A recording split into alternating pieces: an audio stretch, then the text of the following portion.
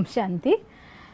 Law of attraction എന്ന് പറയുന്നത് അഥവാ ആകർഷണ തത്വം എന്തുകൊണ്ടാണ് ചിലർക്ക് വളരെ വേഗം നടക്കുന്നു, ചിലർക്ക് നടക്കുന്നില്ല, ചിലർക്ക് ഓപ്പോസിറ്റായി നടക്കുന്നു, ചിലർക്ക് കുറച്ച് സമയം കഴിഞ്ഞ ശേഷം നടക്കുന്നു, എന്തുകൊണ്ടാണ് ഇങ്ങനെ പല വേരിയേഷൻസ് ഉണ്ടാവുന്നത്?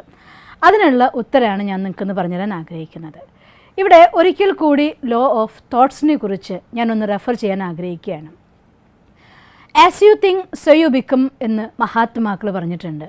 ഒരു കാര്യം സത്യമല്ല എങ്കിൽ അത് ആർക്കും നടക്കില്ല എന്നുള്ളതാണ് ശരി.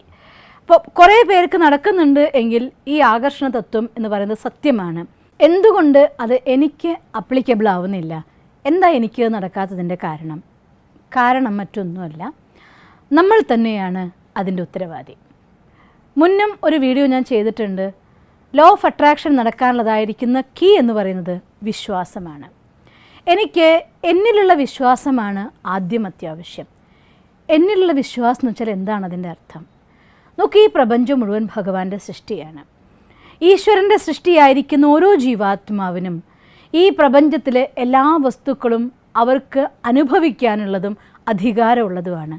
പക്ഷെ എന്തുകൊണ്ട് അനുഭവവേദ്യമാകത്തക്ക രീതിയിൽ എൻ്റെ അടുത്ത് വരുന്നില്ല എന്ന് വെച്ചാൽ അർത്ഥം എൻ്റെ ഉള്ളിൽ നിന്നുള്ളതായിട്ടുള്ള ഏതോ ഒരു ഊർജം കൊണ്ട്. ഈ പ്രപഞ്ചം തന്നെ നിർമ്മിച്ചിരിക്കുന്നത് ഊർജ്ജമാണല്ലോ. നോക്കൂ, നമ്മൾ സയൻസിൻ്റെ ഭാഷയിൽ പറയുകയാണെങ്കിൽ ഇലക്ട്രോൺ, പ്രോട്ടോൺ, ന്യൂട്രോൺ കൊണ്ടുണ്ടാക്കിയതായിരിക്കുന്ന ലോകം ആണ് ഈ സാകാരി ലോകം അഥവാ ഈ സ്ഥൂല ലോകം എന്ന് പറയുന്നത്. ഭൗതിക ലോകം എന്നും വേണം നമുക്ക് പറയാം. മറ്റൊരു ഭാഷയിൽ പറയുകയാണെങ്കിൽ ആധ്യാത്മിക ഭാഷയിൽ പറഞ്ഞാൽ പഞ്ചതത്വങ്ങളാൽ നിർമ്മിതമാണ് ഈ ലോകം. ഈ തത്വങ്ങളെല്ലാം അതിൻ്റെ സൂക്ഷ്മഭാവങ്ങൾ മാറിക്കഴിഞ്ഞാൽ അത് വെറും ഊർജം മാത്രമാണ്. അപ്പം എൻ്റെ ഉള്ളിൽ നിന്ന് ഞാൻ പ്രൊഡ്യൂസ് ചെയ്യുന്നതായിട്ടുള്ള ഊർജം ഏതാണോ ആ ടൈപ്പ് ഊർജമാണ് എന്നിലേക്ക് ആകർഷിക്കപ്പെടുന്നത്. ഒരു ഉദാഹരണം പറഞ്ഞാൽ, ഉറക്കത്തിൽ ദുസ്വപ്നം കണ്ട് നിങ്ങൾ ഞെട്ടി എണീക്കുമ്പോൾ ഒരു സെക്കൻഡിനുള്ളിൽ നമ്മൾ വിറയ്ക്കാൻ തുടങ്ങും. എന്നുവെച്ചാൽ അർത്ഥം ആ മനസ്സിലുണ്ടായതായിട്ടുള്ള സങ്കല്പം, ഭയത്തിൻ്റെ സങ്കല്പം സെക്കൻഡ്സിനുള്ളിൽ ശരീരത്തിലേക്ക് തരംഗങ്ങളായിട്ട് പ്രകമ്പനങ്ങളായി പോയതുകൊണ്ടാണ് അടുത്ത സെക്കൻഡിൽ വിറച്ചിട്ട് നമ്മൾ എണീൽക്കുന്നത്. ആ എണീറ്റ് കഴിഞ്ഞ ശേഷവും നമ്മുടെ അടുത്ത് വരുന്നവർ കൂടി ആകെ പേടിച്ചു പോകുന്നു. വൈബ്രേഷൻ നോക്കൂ, എങ്ങനെയാണ് അവരെ കൂടെ ഭയപ്പെടുത്തുന്നത്. ഇതുപോലെ എൻ്റെ ഉള്ളിൽ നിന്ന് ഒരു തോട്ട് ക്രിയേറ്റ് ചെയ്യുമ്പോൾ അത് തരംഗങ്ങളായിക്കൊണ്ട് ശരീരത്തിൽ മുഴുവൻ വ്യാപിക്കുകയും അത് പ്രകമ്പനങ്ങളായിക്കൊണ്ട് വൈബ്രേഷൻസ് ആയിക്കൊണ്ട് അന്തരീക്ഷത്തിലേക്ക് സ്പ്രെഡ് ആവുകയും സിമിലർ ആയിരിക്കുന്ന അതേ തന്നെ വൈബ്രേഷൻസിനെ എന്നിലേക്ക് അട്രാക്റ്റ് ചെയ്ത് കൊണ്ടുവരികയും ചെയ്യും.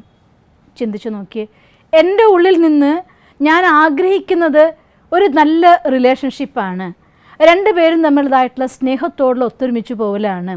പക്ഷേ എൻ്റെ ഉപബോധ മനസ്സിൽ പരസ്പരം സംഘർഷമുണ്ടായ സമയത്തുണ്ടായ ആ ഫീലിങ്സ്, ആ ദുഃഖം, ആ വിഷമം, അതൊന്നും എൻ്റെ മനസ്സിൽ നിന്ന് ഞാൻ ഡിലീറ്റ് ചെയ്തിട്ടില്ല എങ്കിൽ, അഥവാ ഞാൻ കാണുന്നത് ഞങ്ങൾ രണ്ടുപേരും തമ്മിലുള്ളതായിരിക്കുന്ന നല്ല ഒരു മൊമെൻ്റ് വരണം എന്നാണ് ആഗ്രഹിക്കുന്നത്, അങ്ങനെ ഒരു ദൃശ്യം കാണാൻ ബോധ മനസ്സിലൂടെ ശ്രമിക്കുമ്പോഴും ഉപബോധ മനസ്സിൻ്റെ ഉള്ളിൽ റെക്കോർഡായി പോയതായിട്ടുള്ള ദുഃഖത്തിൻ്റെ ഫയലുകൾ പരസ്പരം ഒരു ചിത്രം കാണുമ്പോൾ എങ്ങനെയാണോ ഒരു കമ്പ്യൂട്ടറിൽ പോയിട്ട് ഐക്കൺ ക്ലിക്ക് ചെയ്യുമ്പോൾ ആ ഫയൽ ഓപ്പൺ ആവുന്നത്, അതുപോലെ ഒരു ചിത്രം നമ്മുടെ മനസ്സിൻ്റെ ഉള്ളിൽ വരുമ്പോൾ ഉപബോധ മനസ്സിൽ അതിനനുബന്ധമായിരിക്കുന്ന ഫയലുകൾ ഓപ്പൺ ആവും. രണ്ട് വ്യക്തികൾ തമ്മിൽ ഉണ്ടാകുന്നതായിട്ടുള്ള സംഘർഷത്തിൽ അവൾ കൊടുക്കൽ വാങ്ങൽ നടത്തപ്പെട്ടതായിട്ടുള്ള ദുഃഖത്തിൻ്റെ ഫയലുകളൊക്കെ അത് ആഴത്തിൽ പോയിട്ട് അവിടെ കിടക്കുന്നുണ്ടെങ്കിൽ നിങ്ങൾ അയാളെ ഓർമ്മിക്കുമ്പോൾ തന്നെ ഉപബോധ മനസ്സ് തന്നെത്താൻ ആ ദുഃഖത്തിൻ്റെ ഫയലൊക്കെ ഓപ്പണാക്കും. ആഗ്രഹിക്കുന്നത് അവരുമായിട്ടുള്ള നല്ലൊരു ബന്ധമാണ്, പക്ഷേ ഓപ്പണാക്കപ്പെട്ടത് അവിടെ ദുഃഖത്തിൻ്റെ ഫയലുകളാണ്. അതുകൊണ്ട് എൻ്റെ ഉള്ളിൽ നിന്ന് പുറപ്പെട്ടതായിരിക്കുന്ന പ്രകമ്പനത്തിൽ പോസിറ്റീവ് ആൻഡ് നെഗറ്റീവിൻ്റെ മിക്സ് ആയിരിക്കും. അതിൽ പോസിറ്റീവാണ് കൂടുതലെങ്കിൽ കുറച്ച് വൈകിട്ടാണെങ്കിലും പോസിറ്റീവ് റിസൾട്ട് കൊണ്ടുവരും. നെഗറ്റീവാണ് സ്ട്രോങ് എങ്കിൽ ഞാൻ ആഗ്രഹിച്ചതിന് നേരെ ഓപ്പോസിറ്റായിട്ടുള്ള റിസൾട്ട് എനിക്ക് സംഭവിക്കുകയും ചെയ്യും. അതുകൊണ്ട് ആദ്യം നമ്മൾ ചെയ്യേണ്ട കാര്യം, എനിക്ക് ഒരു റിലേഷൻഷിപ്പിനെ നന്നാക്കണമെങ്കിൽ ആ റിലേഷൻഷിപ്പിൽ നമ്മൾ പരസ്പരം ഉണ്ടായതായിട്ടുള്ള ദുഃഖത്തിൻ്റെ, മോശത്തിൻ്റെ, വിഷമത്തിൻ്റെ എല്ലാ ഫയലുകളും ഡിലീറ്റ് ചെയ്യാൻ അവരോട് മനസ്സുകൊണ്ട് ക്ഷമിക്കുക. മനസ്സുകൊണ്ട് എങ്ങനെയാണ് ക്ഷമിക്കാൻ പറ്റുക? ക്ഷമിക്കുക എന്ന് പറഞ്ഞാൽ ക്ഷമിച്ചു എന്ന് പറഞ്ഞുകൊണ്ടായില്ല, ഫീലിംഗ് എനിക്ക് ഡിലീറ്റ് ചെയ്യാൻ പറ്റണം. ആ ഫീലിംഗ് ഡിലീറ്റ് ചെയ്യാൻ വേണ്ടി ആ ഒരു ദൃശ്യത്തിനെ പൂർണ്ണമായിട്ട് മുന്നിൽ കൊണ്ടുവന്ന് അവരുടെ സ്ഥാനത്ത് നിങ്ങൾ നിർത്തി, സാരമില്ല, പോട്ടെ, പോയതൊക്കെ ഞാൻ ക്ഷമിച്ചു. ആ ഫീലിംഗ് പാർട്ടിന് പകരം അവർ തന്നതായിട്ടുള്ള സ്നേഹത്തിൻ്റെ മൊമെൻറ്റ്സിനെ ഓർമ്മിക്കുക. ഈ ഒരു ട്രീറ്റ്മെൻറ്റ് മെത്തേഡിലൂടെ മനസ്സിലെ എല്ലാ ദുഃഖത്തിൻ്റെ ഫയലിനെയും ഡിലീറ്റ് ചെയ്യൂ. എന്നിട്ട് അവരുമായിട്ടുള്ള നിങ്ങൾ നല്ലൊരു റിലേഷൻ ഓർമ്മിക്കൂ.